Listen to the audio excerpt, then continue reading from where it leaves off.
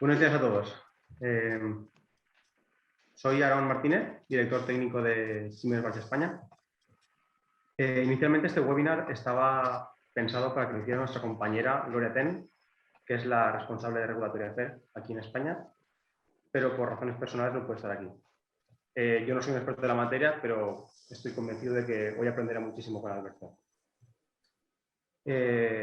Bienvenidos a ZS School. Este es un proyecto que nació el año pasado bajo el paraguas del aula virtual, el aula de Siemens Barge de Química Sostenible y Circular de la Universidad de Jaume I. Y hoy estamos con el webinar que nos presentará Alberto, Exportación en el sector químico, ¿conoces la normativa? Para ello contamos con Alberto Khalil, Regulatory Affairs Officer de SIAM. Él trabaja en esta empresa casi desde que empezó su vida laboral, excepto un periodo de tiempo que estuvo trabajando en el Centro de Investigación Biomédica de La Rioja. Respecto de SIAM, decir que es una empresa presente en más de 50 países que desarrolla y comercializa software para la generación de fichas de seguridad y su gestión. Además, SIAM ofrece servicios de consultoría para el cumplimiento de los requisitos de la reglamentación, tanto a nivel europeo como mundial. Vamos a explicar un poquito el funcionamiento del webinar. Alberto nos explicará de una manera teórica, combinada con un poco de práctica también, cómo funciona la normativa que regula la exportación de productos químicos. Nos explicará las diferencias entre la reglamentación CLP y la GHS, o Sistema de Gestión de Sistemas Globalmente Armonizado. Y nada, recordaros que si tenéis preguntas, las podéis ir colocando en el chat. Y al finalizar la presentación de Alberto, pues la seguimos comentando. Dentro de un momento os aparecerá en la pantalla una pregunta, o si queremos lanzar tipo encuesta, para que durante la presentación la vayáis contestando y al final la comentaremos para ver entre todos, bueno, cómo lo vemos. Aquí la tenéis, ¿vale? La pregunta es bastante, pues, bueno, concisa, pero yo creo que nos dará bastante juego. Comercializar con productos químicos con clasificación etiquetado y ficha de seguridad conforme a SGA es válido a lo largo de todo el mundo. Ahí tenéis las posibles respuestas y bueno, pues luego entre todos lo comentamos. Bueno, sin esperar mucho más ya, doy paso a Alberto que nos presente ya la presentación, ¿vale? Alberto, cuando quieras. Vale. Bueno, pues mi nombre es Alberto Khalil y en primer lugar me gustaría daros las gracias pues a ti, Aarón, a Marina Gloria, a la ZS School, por supuesto, y a la Universidad Jaume I. Y bueno, os voy a compartir pantalla un poquito para empezar con el webinar de hoy, ¿vale? Vale.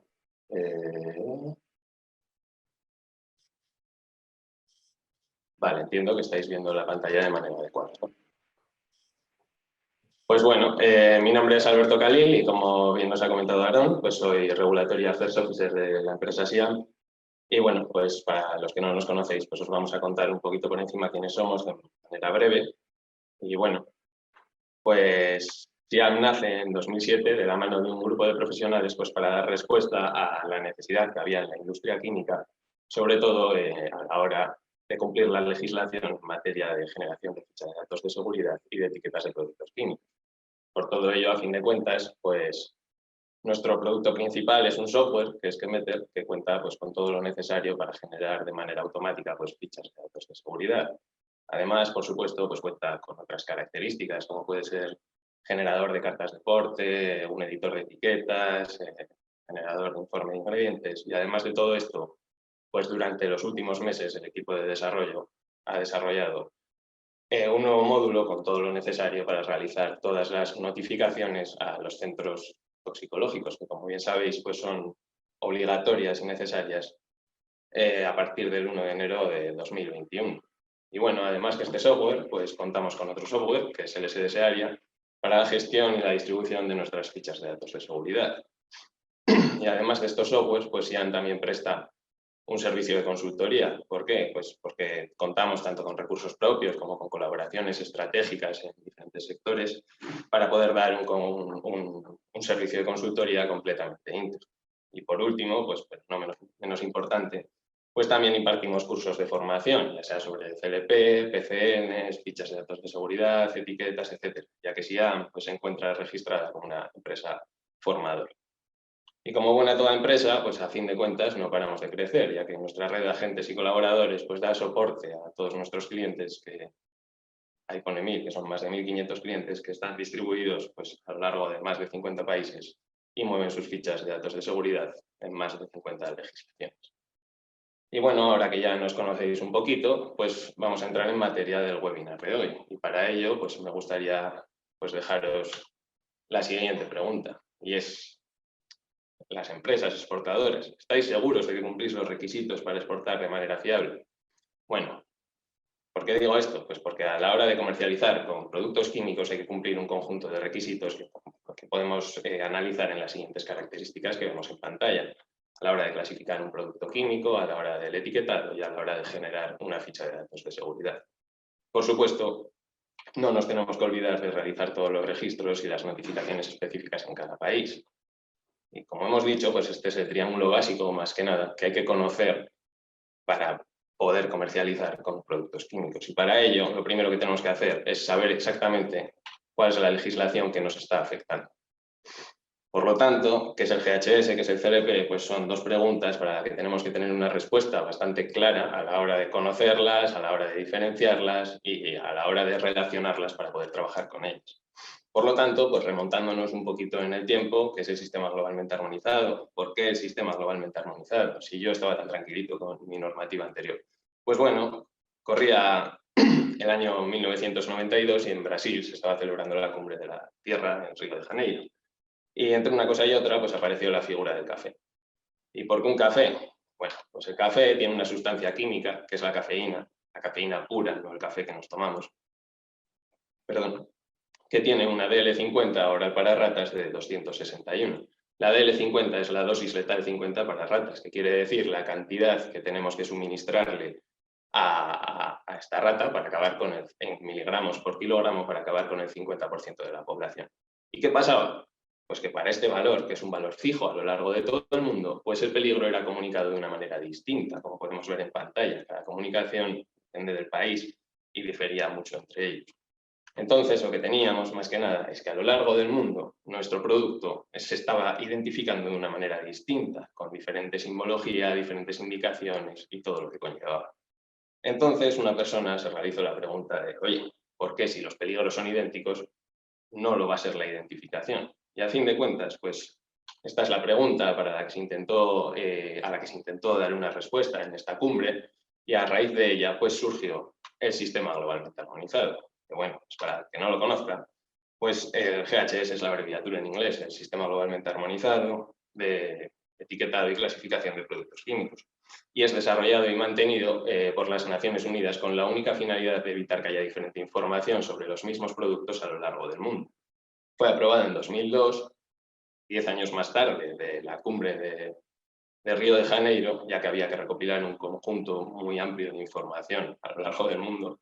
Y bueno, pues se aprobó y el objetivo primordial era unificar la información sobre los mismos productos químicos. ¿Cómo? Pues armonizando un conjunto de criterios para la clasificación, el etiquetado y una guía para generar fichas de datos de seguridad. Por supuesto, otro de los objetivos que tenía era facilitar el comercio de productos químicos a lo largo del mundo. ¿Por qué? Pues porque supuestamente y teóricamente, digo, si se aplicaba el GHS en todos los países del mundo, pues una empresa exportadora de productos químicos no iba a tener que encargarse de reetiquetar sus productos y de reclasificarlos con el único fin de cumplir los requisitos en el país importador. Como veis, el objetivo era completamente romántico. Se persigue que si tú estás en A y quieres vender a B, pues no te tengas que preocupar de la legislación que sigue B. Más que nada, pues es eso, que vivíamos en un mundo completamente infernal de reclasificación y reetiquetado de productos, diferentes simbologías, etcétera, y supuestamente a raíz del sistema globalmente armonizado, pues lo íbamos a vivir en un mundo idílico en el que todos los peligros de nuestros productos, el mismo producto, pues se iban a identificar de la misma manera a lo largo del mundo. ¿Qué pasa? Pues como veremos a continuación, que lamentablemente esto no es así. ¿Y por qué no es así? Pues básicamente porque el GHS es una recomendación de las Naciones Unidas. Y ya no es que solo sea una recomendación, sino que es una recomendación no obligatoria, ya que las Naciones Unidas pues, no legislan en ningún lado. ¿Y quién es el responsable de implementar el sistema globalmente armonizado? Bueno, pues el responsable son las autoridades competentes de cada país, que deciden pues, adaptar este sistema globalmente armonizado como normativa propia, como normativa nacional.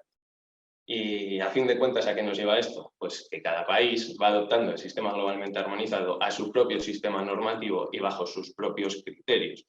Por lo tanto, lo pueden adaptar tanto de una manera íntegra como de una manera parcial, incorporar también ciertas normativas nacionales, etc. Por lo tanto, cada país adopta el sistema globalmente armonizado bajo sus criterios.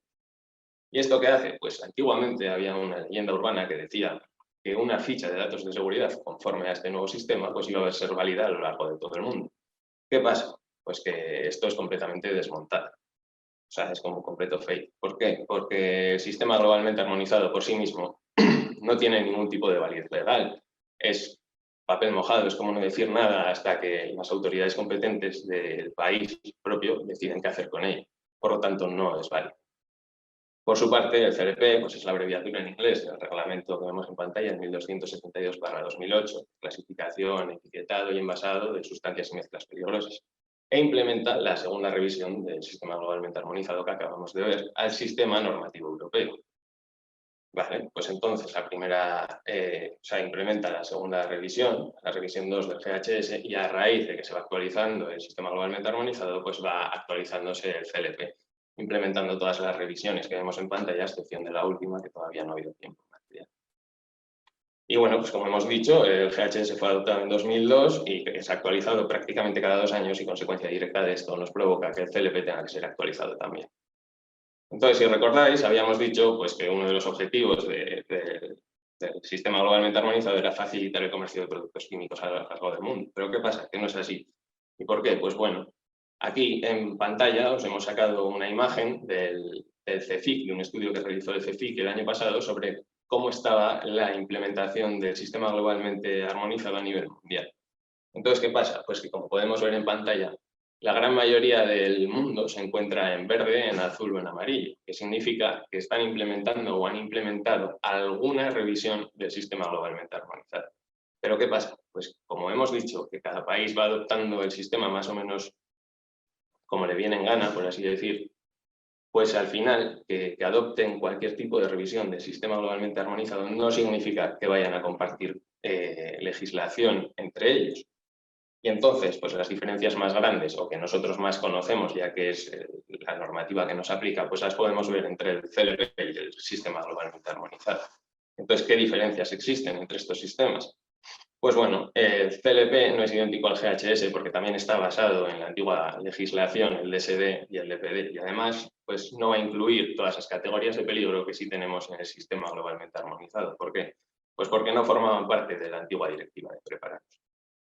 Y a fin de cuentas, ¿dónde podemos ver estas diferencias? Pues si nos remontamos al triángulo básico que hemos visto al principio, pues las podemos ver en las siguientes características a la hora de clasificar nuestro producto, a la hora de realizar el etiquetado y a la hora de generar nuestra ficha de datos de seguridad.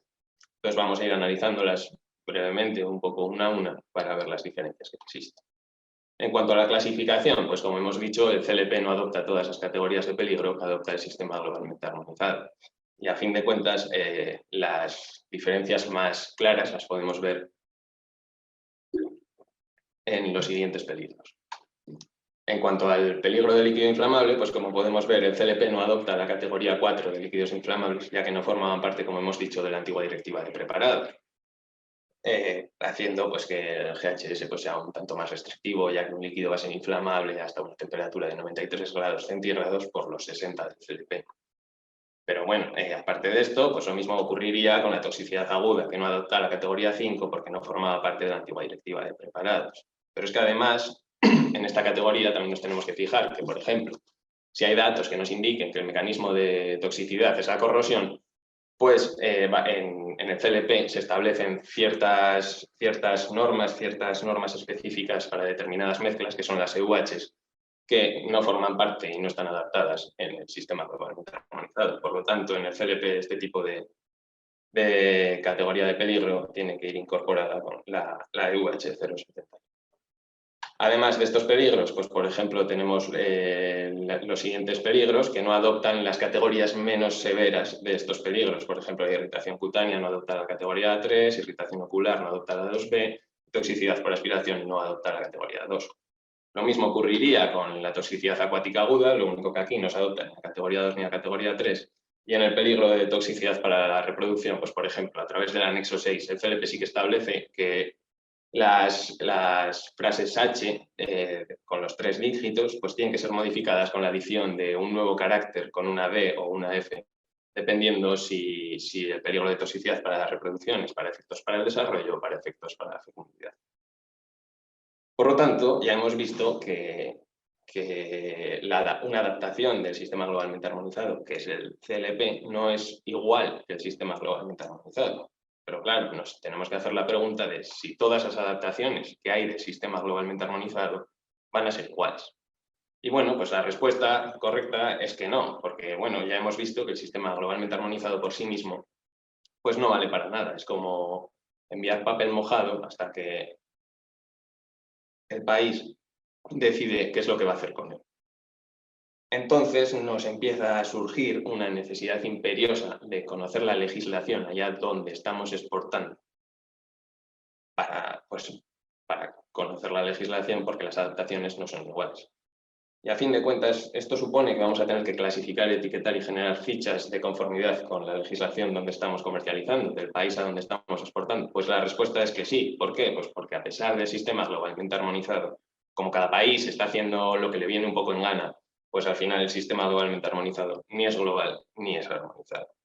Y bueno, pues solo para que lo veáis en pantalla, pues hemos sacado una comparativa de los peligros que adaptan, de las categorías de peligro que adoptan ciertas normativas, como es el CLP para la Unión Europea, la NOM mexicana o la OSA para Estados Unidos.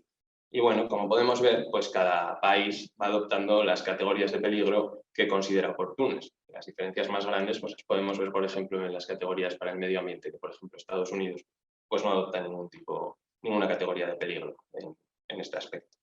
Y luego, no sé si os habéis fijado, pero también tenemos unos numeritos aquí incrustados en los peligros de sensibilización respiratoria y cutánea. ¿Y qué significa esto? Pues que no es que solo nos cambien las categorías de peligro entre sistemas, sino que también nos pueden cambiar los límites para llegar a clasificar en estas categorías. Por ejemplo, como hemos visto en Estados Unidos o Canadá, pues el límite para clasificar por sensibilizante cutáneo es 0,1%, mientras que en el CLP va a ser un 1%.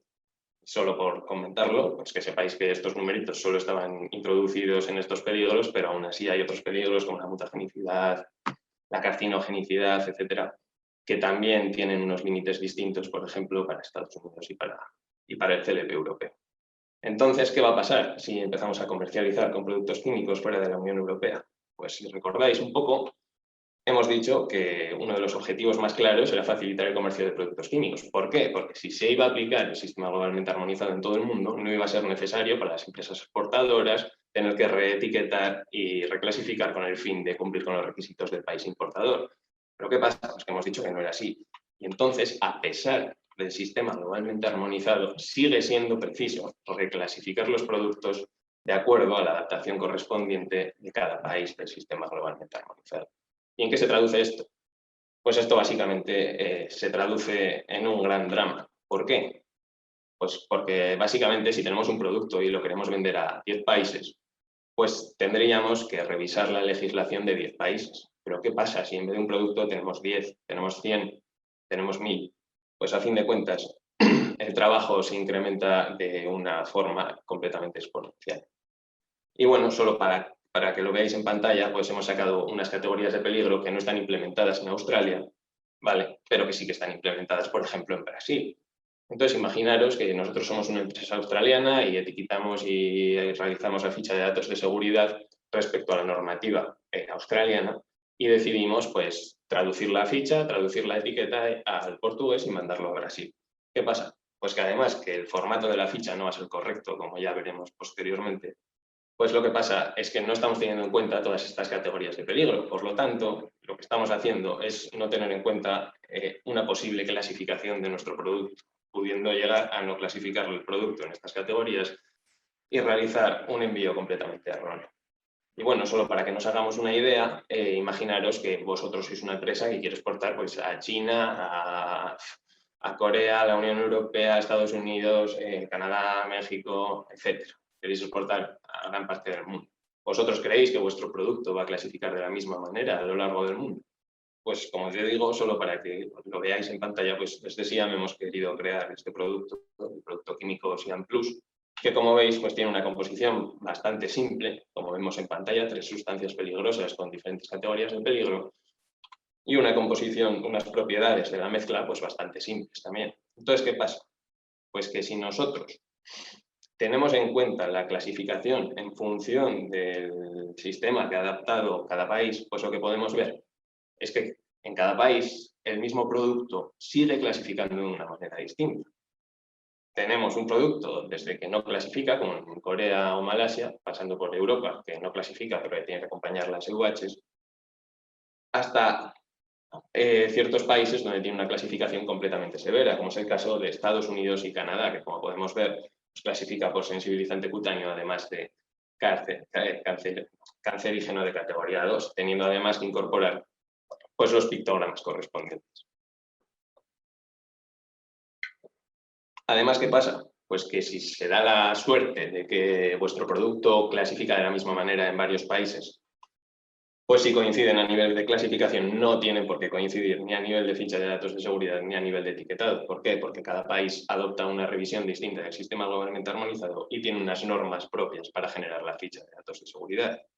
Y bueno, pues solo para que lo veáis en pantalla, hemos sacado un conjunto de países que tienen su adaptación propia sobre fichas de datos, o sea, su adaptación propia del sistema globalmente armonizado, que por supuesto las tenemos en que meter, y por lo tanto tendríamos que analizar la legislación antes de enviar cualquier ficha de datos de seguridad, cualquier etiqueta, analizar la legislación para controlar la clasificación de nuestros productos. Y una vez visto este primer punto, pues vamos a pasar a ver otro punto de manera breve, que es el etiquetado de los productos químicos. Bueno, pues al igual que pasa con la clasificación, a la hora de analizar el etiquetado de los productos químicos, pues podemos ver que existen tanto similitudes como diferencias. Entonces, los elementos comunes en todas las adaptaciones al sistema globalmente armonizado, independientemente de cada país, pues tienen que contener los siguientes elementos, que es la identificación del producto, la identificación del proveedor, palabra de advertencia, pictograma de peligro, indicaciones de peligro y consejos de prudencia. Por supuesto, en la identificación del producto, pues los ingredientes a identificar pueden variar en función de la legislación también. Y además no es solo esto, sino que el CLP, por ejemplo, pues incluye también reglas para el etiquetado y envasado que no son parte del GHS, sino que son heredadas de las antiguas legislaciones de SD y de CD, como son las que vemos en pantalla, las reglas de etiquetado de envases pequeños, normas especiales para determinadas mezclas, las EUHs, reglas especiales para el cierre de seguridad para niños, advertencias táctiles y si para una sustancia está aplicando tanto el reglamento CLP como el de transporte, pues hay ciertas normas especiales que se pueden revisar en el artículo 33 del CLP. Por supuesto, también hay países que requieren algún tipo de información adicional en la etiqueta. ¿Qué pasa? Pues que no todos los países requieren la misma información adicional. Por lo tanto, vuelve a surgir la necesidad de revisar la legislación para saber qué información requiere cada país. Y lo mismo ocurriría, por ejemplo, con la normativa de envases pequeños. En ciertos países, en caso de tener envases pequeños, hay ciertos elementos de la etiqueta que pueden ser omitidos. ¿Qué pasa? Pues que en este caso la definición de envase pequeño también varía en función del país y no solo la definición, sino que también varía la información a omitir. Por lo tanto, pues como vemos en pantalla, podemos ver que tenemos países como Estados Unidos o Japón que no tienen definido qué es un envase pequeño, por lo tanto esta normativa no aplicaría. Sin embargo, pues tenemos países como la Unión Europea que pone sus límites en 150 mililitros y países más restrictivos como China o Canadá que ponen sus límites en 100 mililitros. Y además, como hemos dicho, pues varía la información a omitir, como es el caso de Europa, que solo se puede omitir cierta información en función de la clasificación del producto, mientras que en China sí que se pueden omitir tanto las indicaciones de peligro como los consejos de prudencia, pero siempre hay que indicar los pictogramas de peligro. Además, pues hay ciertas consideraciones en cuanto al tamaño de los elementos de la etiqueta en función del país. Las consideraciones generales, pues que el tamaño mínimo de la etiqueta nos va a depender del tamaño del envase, pero que puede ser diferente en función del país. que el tamaño del pictograma depende del tamaño de la etiqueta. Pero claro, como todo, hay problemas. Y desafortunadamente, pues, el tamaño de la etiqueta no está armonizado, por lo tanto va a depender del país. No todos los países tienen requerimientos de tamaños, de etiquetas, de pictogramas, etc. Y luego hay países que además de los requerimientos comunes, pues tienen algunos adicionales, como es el caso de Malasia y Australia, por ejemplo, que tienen requerimientos en el tamaño de fuente. Y bueno, pues solo para que os hagáis una idea otra vez, hemos sacado un conjunto de características que debe tener el formato de la etiqueta europeo. Y solo por comentarlo, pues decir que, por ejemplo, hay países como China que tienen un tamaño diferente al europeo y que hay países, como hemos dicho ya, como Malasia o Australia, que necesitan alguna información adicional más, o sea, tienen algún problema de formato más, como en este caso, que necesitan un mínimo de tamaño de texto, mientras que en Europa solo te dice que tiene que ser legible a cierta distancia. Por lo tanto, vuelve a surgir la necesidad imperiosa de revisar la legislación antes de cometer cualquier tontería y enviar nuestras fichas de datos de seguridad y nuestro producto en un formato que no corresponde al país destino, ya que esto puede acarrear graves consecuencias para la empresa que está exportando. Y por último, pues vamos a analizar de manera muy breve las desviaciones que se dan entre el CLP y el GHS a nivel de fichas de datos de seguridad. Y es que, pues en contraste con el sistema globalmente armonizado, el CLP no incluye reglas para hacer fichas de datos de seguridad. ¿Por qué? Pues porque están reguladas por REACH a través del anexo 2 y del artículo 31. Y además, pues en ciertos países el sistema globalmente armonizado está incluyendo pues unas reglas para generar fichas de datos de seguridad y al igual que pasa en Europa, pues tienen que tener unos títulos específicos, información específica en cada epígrafe, por lo tanto no nos va a valer coger una ficha de datos de seguridad y traducirla o mandarla en el formato europeo afuera, porque esto es completamente incorrecto, porque cada una tiene su propia legislación. Asimismo, pues también nos pueden cambiar otros criterios como la aparición de sustancias en la sección 3 o la inclusión de diferentes valores en la sección 8, como los límites de exposición profesional o así, que dependen, son valores que dependen del país, son propios de los países.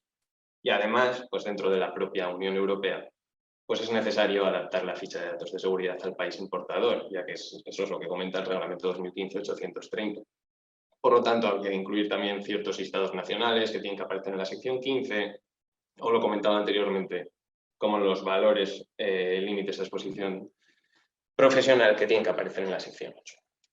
Y bueno, pues solo para que os hagáis una idea, pues aquí tenemos en pantalla un conjunto de países que tienen su propia legislación sobre fichas de datos de seguridad. Por supuesto, ni que decir tiene que nosotros tenemos todos estos países implementados en Kemeter. Para que lo veáis en pantalla, pues abarcamos prácticamente todo el mundo, a excepción de aquellos países que tienen una legislación que no está definida o que directamente bueno, pues sí, no tienen la legislación definida, por así decirlo. ¿Y qué pasa? Pues que después de haber visto estos tres pequeños puntos, como conclusión, lo que hemos visto es que a pesar de que se ha incorporado el sistema globalmente armonizado, sigue siendo preciso reclasificar y reetiquetar nuestros productos con el único fin de cumplir con los requisitos del país importador. Entonces, ¿qué pasa? Pues que si echamos la vista un poquito para atrás y analizamos el producto químico Siam Plus, pues podemos ver que no estaba clasificado para Europa, pero iba acompañada de la EUH, y para México pues clasificaba de una manera bastante más severa.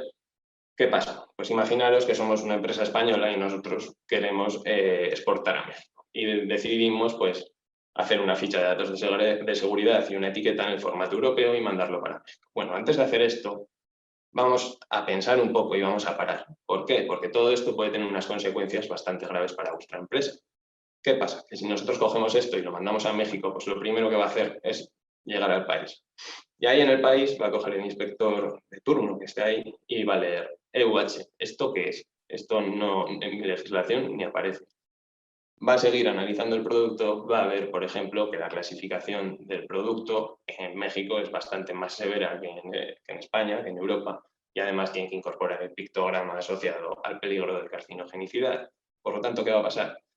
Pues lo primero que va a pasar con nuestro producto, si tenemos una inspección y si el inspector lo ve, es que el producto va a quedar inmovilizado. Y con ello, pues aparecen unas ciertas consecuencias de no adaptar la documentación al país receptor, como dejar el producto inmovilizado, tal y como hemos dicho, posibilidad de sanción, enfado del cliente, prohibición de venta del producto en el país, etc. Por lo tanto, antes de realizar cualquier tontería, antes de exportar productos sin conocer la normativa, por favor, vamos a pensar en las graves consecuencias que puede tener esto para nuestra empresa exportadora. Y bueno, por último, ya después de haber visto esta pequeña parte, pues vamos a analizar un conjunto de preguntas frecuentes y de frases célebres, por así decir, que nos hemos encontrado a lo largo de nuestra experiencia trabajando en este mundo. A nivel de preguntas, pues por ejemplo, si un producto es de venta exclusiva fuera del mercado de la Unión Europea, si es necesario etiquetarlo respecto al CLP con anterioridad a la exportación. Pues el caso es que si analizamos el artículo 2 de CLP, podemos ver que comercializar es suministrar o la puesta de un producto puesta a disposición de un tercero, ya sea mediante pago de forma gratuita. Entonces, ¿qué pasa? Importar es comercializar. Y además, si leemos el artículo 17 del 649/2012 relativo a exportación e importación, pues podemos ver el siguiente párrafo. ¿Qué nos dice esto? En resumen, más que nada, se entiende que si un producto pues, es exportado dentro de la Unión Europea, debe ir acompañado de una ficha conforme al CLP, pero en el momento en el que se exporta fuera de la Unión Europea, esta ficha CLP va a entrar en conflicto con la etiqueta del país destino. Por lo tanto, ya no va a ser necesario etiquetarlo respecto al CLP y sí respecto al nuevo país destino. Otra pregunta que tenemos es si se puede emplear la misma etiqueta multidioma para Europa y para fuera de Europa. Bueno, la respuesta debierais tenerla clara, pero si no la tenéis clara, pues es que no. ¿Por qué? Pues porque en función del país, tal y como hemos dicho anteriormente, pues nos van a variar tanto las categorías de peligro, el número de pictogramas, consejos de prudencia, consideraciones de formato, consideraciones de tamaño, etc. Por lo tanto, no es válido realizar una etiqueta multidioma para países fuera de la Unión Europea y dentro de la Unión.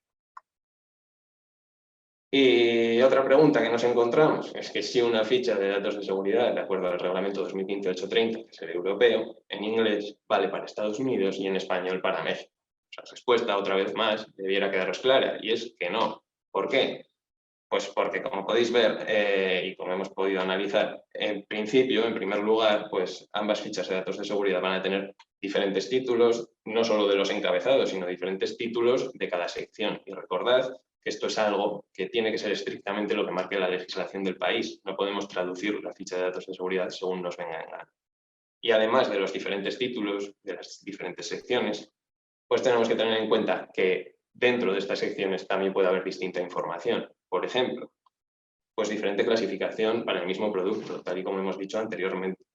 Y además de diferente clasificación, pues si por ejemplo para un producto tenemos la misma clasificación y tenemos los mismos consejos de prudencia, pues podemos ver que también, aunque compartan habla, aunque compartan idioma, pues hay diferente redacción de frases. Por lo tanto, hay que analizar cada legislación antes de mandar las fichas de datos de seguridad. Por supuesto, no nos podemos olvidar de todos los listados nacionales propios que hay que introducir en la sección 15 y datos básicos de la sección 8, por ejemplo, como los VLAs propios de cada país. Y bueno, pues vistas estas preguntas, os vamos a comentar, solo para que lo sepáis, un conjunto de frases que nos hemos encontrado pues, en nuestra experiencia con el mundo de la exportación.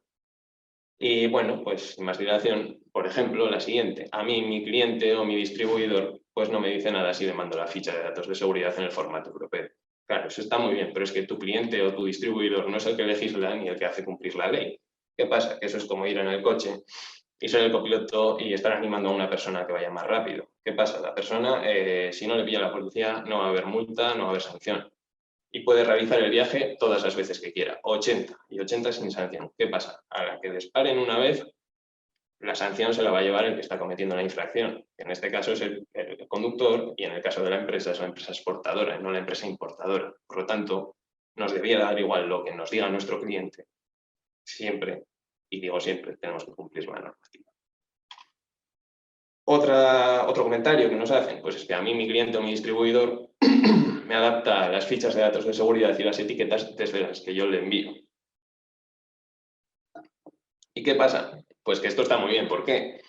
Pues porque si nosotros enviamos unas etiquetas y unas fichas de manera completamente errónea, pues no va a poder hacerlas correctamente, porque la única vía para generar correctamente una ficha de datos de seguridad y una etiqueta es conocer al 100% su formulación. Y entonces, pues si ponemos el mismo ejemplo que el producto químico Siam Plus, que pensáis que vuestro distribuidor lo va a clasificar de manera correcta. Además, para hacerlo es necesario ser experto y vuestro distribuidor creéis que está capacitado para ello, o lo sabéis, vaya.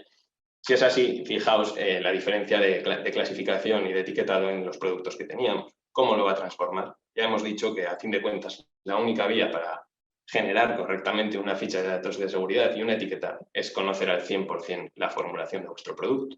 Y a fin de cuentas, si hay algún problema con el producto es vuestro y las posibles sanciones generadas de la no adaptación de la documentación al país receptor, pues también van a ser para vosotros. Por lo tanto, antes de enviar cualquier producto fuera de vuestro mercado, por favor, revisad la legislación y cumplid las normas. A modo de resumen, más que nada, pues bueno, las principales problemáticas que nos encontramos.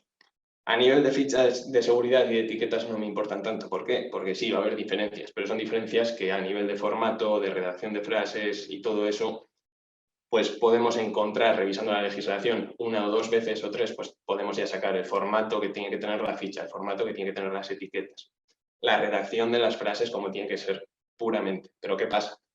Pues que a nivel de clasificación, la clasificación conforme a un determinado país en muchos casos no equivale a la del país destino, obligándonos a reclasificar el producto y a reetiquetar. Por lo tanto, me gustaría hacer hincapié en esta principal problemática. Y por supuesto, pues vistas todas estas problemáticas, pues la única solución que nosotros, las únicas soluciones, por así decirte, que nosotros consideramos son, por un lado, conocer la legislación.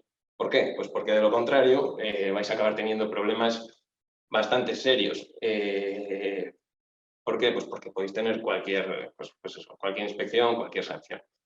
A sabiendas de que la legislación es muy extensa, siempre, si sois una empresa pequeña o lo que sea, pues podéis rodearos de algún grupo de profesionales o de alguna herramienta que haya en la industria química y que os pueda facilitar la industria a día de hoy, como es el caso pues, de los compañeros como los que estamos haciendo el webinar, o en nuestro caso del software de Kemeter, que por supuesto cuenta con todas las legislaciones que hemos comentado anteriormente y ya están implementadas dentro de lo que viene siendo el software. Por lo tanto, no tendríais que pararos a revisar la legislación en cada país ni el formato de las fichas de datos de seguridad en cada país.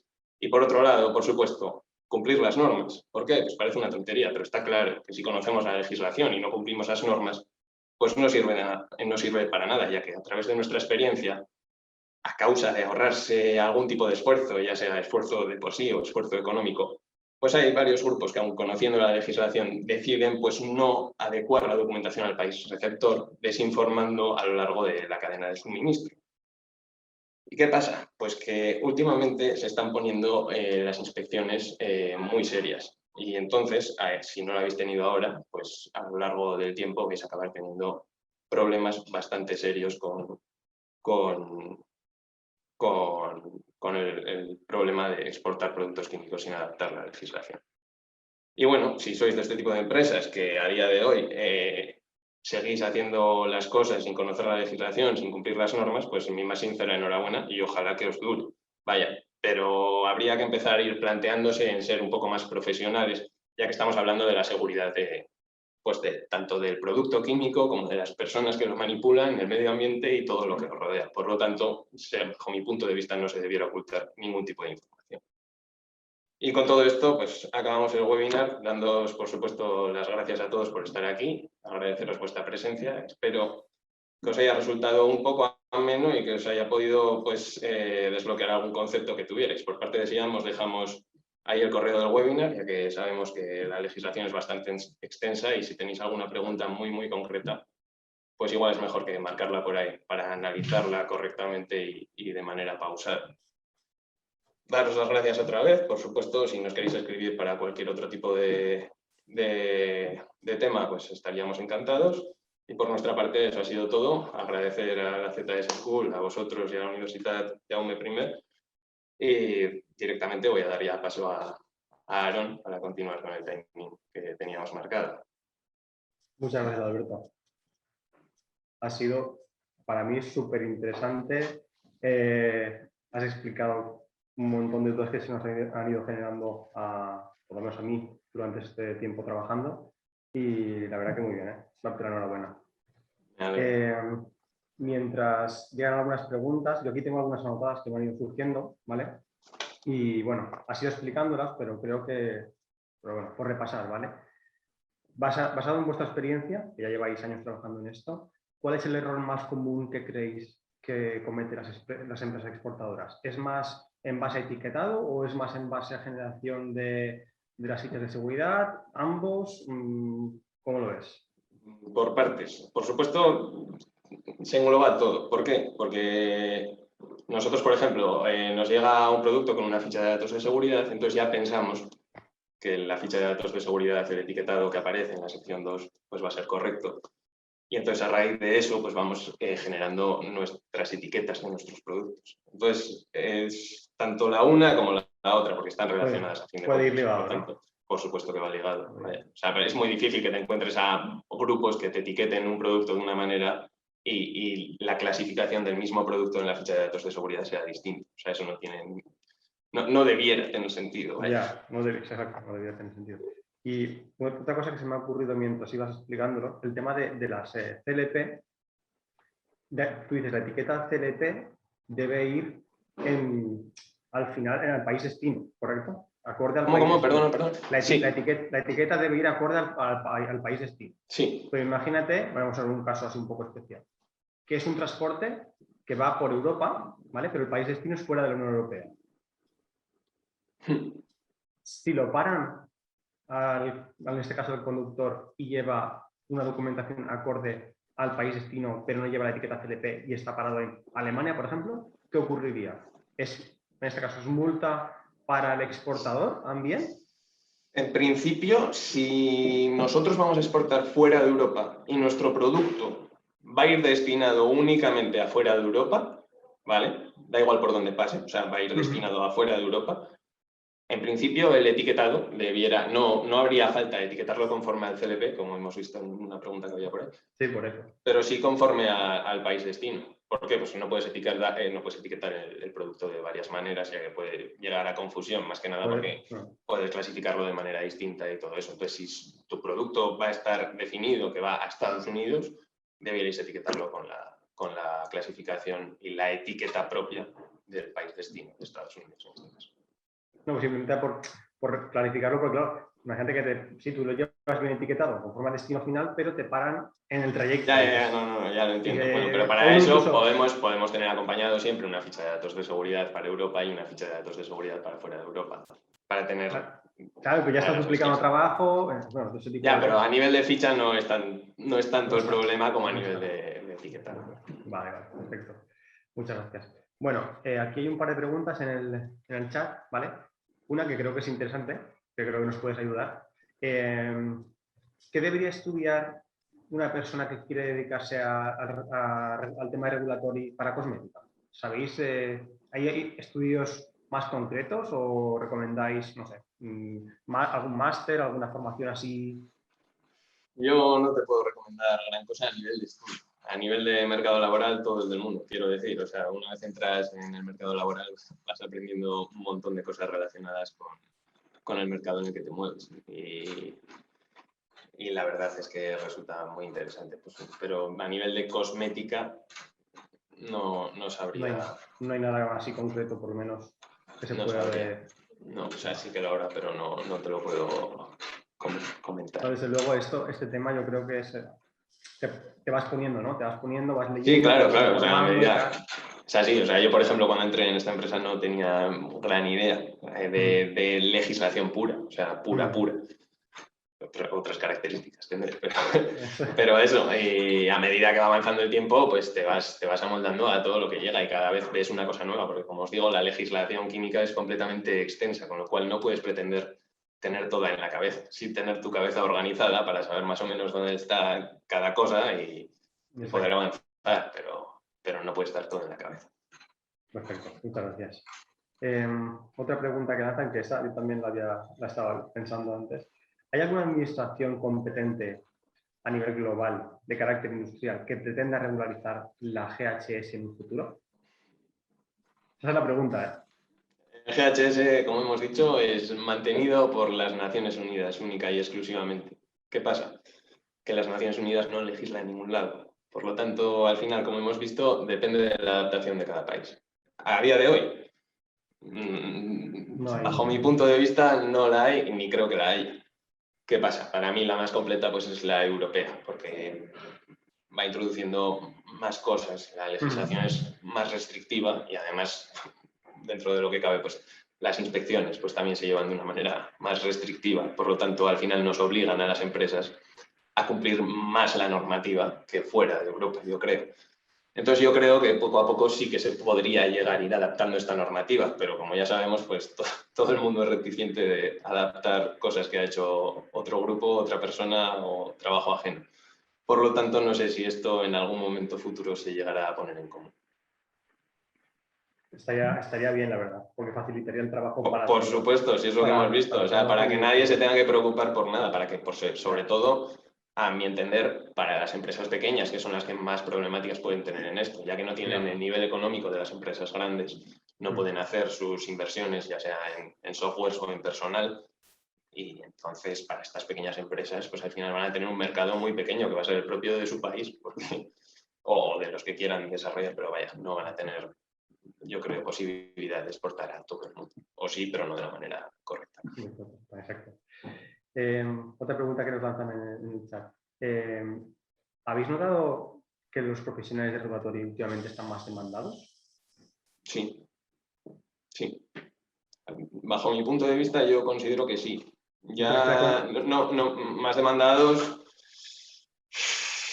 porque es que todas las empresas que se dediquen a esto, pues es que debieran tener un departamento de regulatorio. Es que ya veis lo importante que es y lo importante que es, y teniendo en cuenta que todavía no se han puesto serios de todo. O sea, es que el día que se pongan serios de todo, os aseguro que todas las empresas acabarán teniendo un departamento de regulatorio, porque es completamente indispensable. Antes de empezar la charla lo comentábamos nosotros mismos, por ejemplo, hace unos años no teníamos departamento de regulatorio como tal. Y viendo la evolución de cómo va todo esto, pues decidimos implementarlo, pues bueno, para cumplirlo y hacer las cosas, pues bueno, por lo menos lo mejor posible. No siempre, el problema está ahí, ¿no? La conciencia de la gente respecto a lo que la legislación de cada país, pero por lo menos intentarlo. Tenemos otra pregunta respecto con todo el tema del COVID, y han salido muchos productos, pues bueno, virucidas, ese tipo de legislación. ¿Está adecuada ya antes del COVID o hay algún tipo de implementación especial para hacerlo de manera correcta? Ahora mismo no sabría decirte exactamente. ¿Qué pasa? Pues que antes del COVID pues teníamos nuestra legislación propia. A raíz del COVID sí que sé que se han hecho pues diferentes anexos, diferentes apéndices, diferentes apuntes, diferentes productos se han aprobado, por ejemplo, para realizar a nivel de geles hidroalcohólicos y tal. ¿Esto qué pasa? Que nos va a durar solo durante la época en la que estén aprobados estos anexos, no van a durar para siempre. Por lo tanto, no sé si entendía muy bien la pregunta, pero a nivel de legislación específica, pues podemos analizarlo, podemos buscarlo y podemos mandárselo al cliente si lo quiere. Pero no sé si es a raíz del COVID o anterior. O sea, todas las legislaciones propias de virucidas estaban definidas anteriormente. Lo que pasa es que a raíz del COVID pueden tener algún apunte más. Más que nada es eso. Sí. Perfecto. Otra pregunta que nos lanzan en el chat, que esta que yo creo que son interesantes porque es más desde un punto de vista del formulador a nivel de laboratorio. ¿Qué se puede hacer cuando son productos que llevan como aditivos sustancias que todavía no están reguladas, como por ejemplo el grafeno? A ver, no te sé decir ahora del grafeno, tendría que buscar en nuestras bases de datos, pero bueno, si la sustancia no está regulada en principio, por ejemplo, imaginaros que nosotros tenemos una sustancia que no está regulada por la ECA. ¿Por qué? Pues no lo sé, cualquier tipo de motivo no está registrada, no está armonizada. Nosotros en principio sí podríamos vender este producto dentro de este mercado. ¿Cómo? Pues al menos lo tenemos que clasificar como nos esté dictando nuestro proveedor. O sea, aunque no estén reguladas a fin de cuentas, y aunque estén reguladas, o sea, quiero decir, tú tienes una sustancia que está regulada, ¿vale? Por la ECA, está registrada en el registro, pero a ti tu proveedor te está dando una clasificación completamente distinta. Tú no puedes utilizar la clasificación del registro. Tú tienes que basarte en la clasificación que te está dando tu proveedor. ¿Por qué? Pues porque puedes tener la misma sustancia, pero este modo de fabricación pues tiene unas impurezas que lo que nos hacen es que nuestro producto clasifique de una manera distinta. Por lo tanto, nosotros siempre nos tenemos que basar en la clasificación propuesta por nuestro proveedor. Más que nada es eso. Entonces, si no está regulada, pues también se podría hacer basándonos en la clasificación propuesta por nuestro proveedor. Y confiando siempre que todo el mundo hace las Claro, cosas. es que ese es el problema de la industria química. El problema de la está la industria clave. química es que hay que confiar en que todo el mundo hace las cosas bien. Y es todo lo contrario. Mucha gente no hace las cosas bien. Bueno, Eso es lo lo intentamos. mucha gente. No digo todo el mundo, por supuesto que no. Por supuesto que no, pero nos encontramos muchas trampas. La verdad que sí. A ver. Bueno, yo tenía otra pregunta también, mientras nos van lanzando alguna más. Te pongo un ejemplo aquí en el sector cerámico, por ejemplo, cuando estamos nosotros situados en Castellón, ¿Vale? se utilizan conservantes para los productos químicos, sí. mayormente basados en MIT y en BIT. La legislación en los últimos años ha ido reduciendo la cantidad máxima permitida y creo que el año que viene ya entra a nivel de máximo 15 ppm. Eso nos va a obligar a sustituirlo completamente, los productos. Esto va a ser así, ¿tú crees? Al final yo creo que va a ir así a futuro, que nos van a ir limitando el uso de muchísimos productos, lo cual complica a nivel de formulación y de todo. A mi entender esto sí va a ser así y va a continuar siendo así. Más que nada, ¿por qué? Pues porque anteriormente no se controlaban los productos, no se controlaba la peligrosidad de los productos. Y, por ejemplo, yo que sé, pinturas, pues cuánta gente lleva haciendo pinturas a lo largo de la vida. Eso es lo que, no sé, o sea, actualmente, desde el año pasado, pues, por ejemplo, con la nueva armonización de los criterios para el dióxido de titanio, pues resulta que la mayoría de nuestras pinturas de repente eran cancerígenas, un problema enorme. ¿Por qué? Pues porque el dióxido de titanio es un pigmento blanqueante que estaba en absolutamente todas las pinturas blancas, vaya, de base blanca, y de repente todo eso nos ha cambiado. Ahora, poco a poco ya estamos viendo que no, se van haciendo adaptaciones y tal. Igual que para todo vas a tener que acabar encontrando una adaptación que todavía no tenga tantas restricciones, un conservante que todavía no tenga tantas restricciones. En el caso del FIDMIT o algo de esto, pues es verdad, ya hemos tenido gente preocupada por eso, hombre, sí, o sea, no os voy a engañar. O sea. No, pero y relacionando un poco con la pregunta anterior, imagínate que encontramos un conservante que nos funciona súper bien, pero claro, no está registrado en ECA, no está registrado, entonces ya nos limita el uso a posteriori también. Nos limita o nos pone en a fin de cuentas, los conservantes tienen que estar aprobados. Claro. En este caso sí. En este caso tienen que estar aprobados. Si a ti te dan un conservante que no está aprobado, no está dentro de tus regulaciones, no es válido. Es que claro, está claro que todos queremos saber que consumimos productos o utilizamos productos que están dentro de la legislación y que todo el mundo cumple. Pero cuando te pones desde el punto de vista del fabricante, pues se complica muchísimo. Estoy completamente de acuerdo con eso. Y bueno, ya habéis visto la restricción al 0,015, si no me equivoco, de sensibilizante cutáneo. Pero es que lo mismo, yo, bajo mi punto de vista, lo mismo va a pasar. ¿Por qué? Pues que a fin de cuentas estas sustancias son sustancias peligrosas. O sea, es algo que es completamente peligroso y a medida que se van analizando, se van sacando más datos, se hacen más ensayos, pues nos estamos dando cuenta de que la peligrosidad que tenía es incluso menor de la que tiene ahora mismo. Y por lo tanto, siempre se van a acabar armonizando criterios, eso seguro, al menos a nivel europeo. Yo estoy seguro de que se van a acabar armonizando completamente criterios de clasificación para que la gente deje de hacer este tipo de trampas y busquen de verdad aquel cambio, busquen de verdad aquel sustituto del conservante.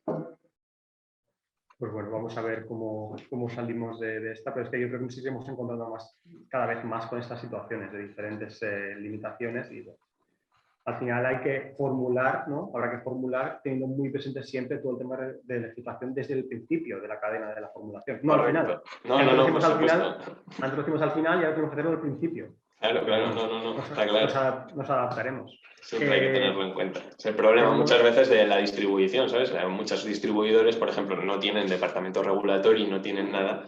Claro. Y a fin de cuentas cogen sus fichas y las mueven según les llegan. Esas personas, ¿tú te piensas de verdad que van a tener... no tienen capacidad legislativa como para analizar la ficha, como para saber que lo que me está mandando mi proveedor de China es completamente falso, ¿sabes? Entonces eso es un poco con lo que hay que intentar acabar.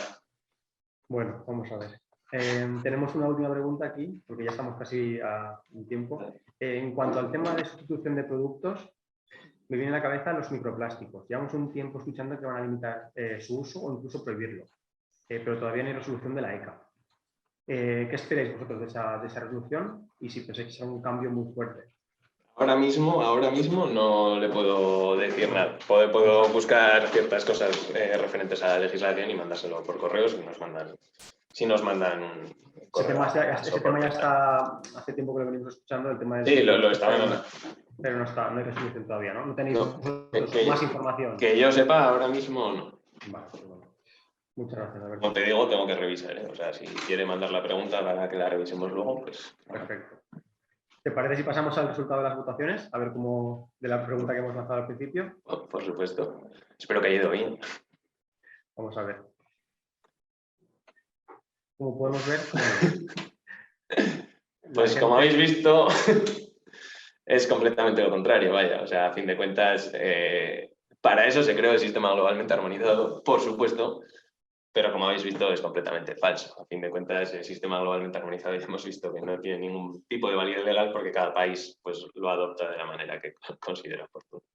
Pues espero que con tu presentación la gente al final ha tenido claro cuál era el resultado de esto. Espero que sí. Pues nada, muchas gracias, Alberto, de verdad, por tu tiempo. Muchas gracias a todos por participar en la CTS School. Espero que lo hayáis disfrutado del webinar, de verdad. Yo, la verdad, que lo he disfrutado mucho y he aprendido muchísimo. Como siempre, recordad que os enviaremos la presentación y el vídeo de la sesión a todos los inscritos, junto con una breve encuesta. Por favor, rellenadla porque esto os ayudará a mejorar en un futuro. Nada, nos vemos en una próxima ocasión y Alberto, muchas gracias y a vosotros también. cuídate. Venga, muchas gracias. Hasta luego. Hasta luego.